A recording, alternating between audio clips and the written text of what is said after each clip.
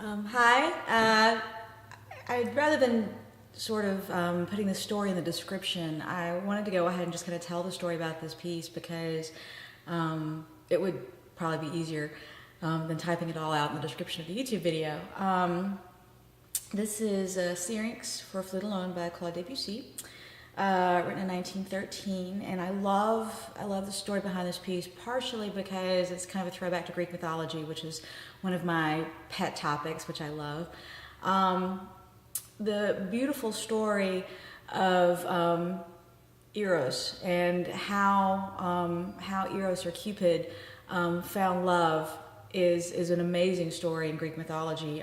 Basically, there was this younger sister named Psyche, and she was the youngest of three sisters, and all three were extremely beautiful, but Psyche was the most beautiful of the three. And so beautiful, in fact, that men were afraid to talk to her or even be around her because she was so intimidating. And so the older sisters got married and, did very well, but Psyche was alone, and they simply did not know what to do with her. And it was interesting because so many mortals thought she was so beautiful and yet so afraid of her that they actually built temples and worshipped her. And of course, the goddess of love, Aphrodite, being a jealous goddess, didn't like that and sent her son Eros to go shoot one of his magic arrows into Psyche's heart so that she would fall in love with something really vile, like a bull or an Alabama fan.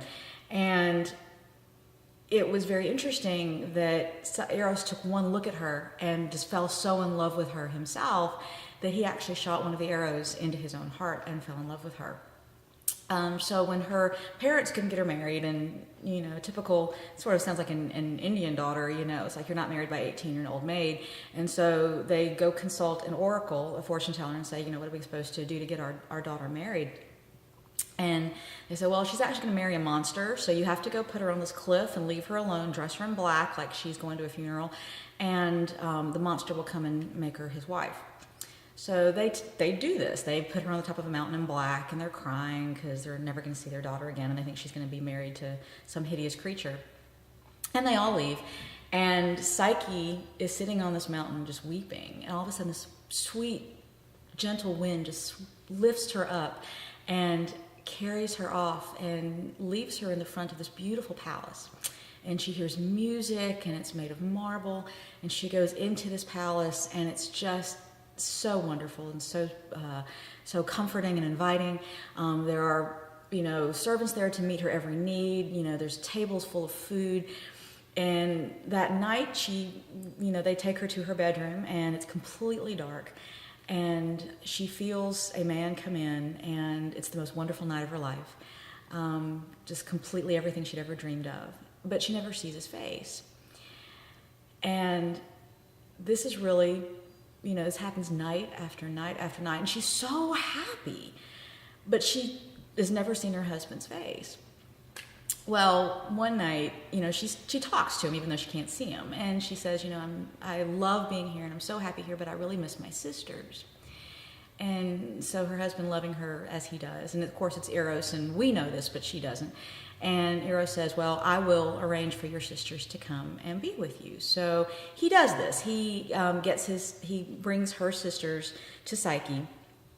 And, of course, the sisters have done well, but Psyche, come on, she's married to a demigod or a god. And, her sisters see everything she has, and they get very jealous. And so they start to put the idea in her head, this guy must not really love you very much if he hasn't shown himself to you. Maybe he's cheating on you. Maybe he really is a monster. We don't think this is very smart for you to continue on like this. So she sneaks a candle into the bedroom, and at night she lights the candle and realizes that she's married to the god of love. While she's looking at him, he's asleep. Some of the candle wax drips on his shoulder, and he wakes up and realizes what's happened, and he flees. The last thing he says to her is, love cannot live where there is no trust. And I won't tell you the rest of the story, but the rest of the story, it does end happily. Psyche searches the world and manages to win back Eros' love. And this is how love, Eros, and the soul, Psyche, become one in Greek mythology. So it's a cool story. But the reason why I tell you this story is that this was a stage play in Paris, and the story of Eros and Psyche. And of course, for the love scenes, Debussy was writing music, and they wanted something that would be evocative of just this beautiful passion, but would communicate that in complete darkness.